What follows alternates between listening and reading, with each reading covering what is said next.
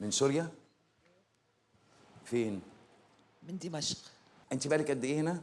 كمان 3 سنين وشوي. احكي لنا عن حياتك في بيتك هنا في مصر والفرق بينه وبين حياتك في بيتك في سوريا.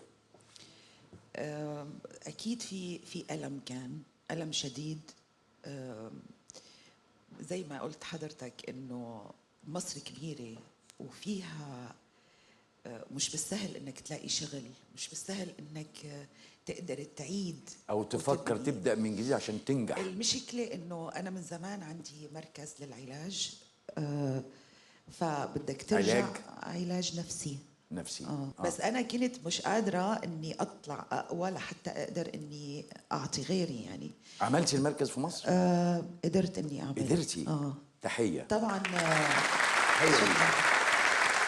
أكيد مساعدة مصرية أكيد يعني. فكان الألم والتعب إنه 20 سنة بدك ترجع من أول وجديد. على الأقل ببلدك أنت عندك اسم تحكي فيه، هون ما حدا بيعرفك، فبدك ترجع كل شيء من جديد، حتى بدك تعرف عن نفسك من جديد.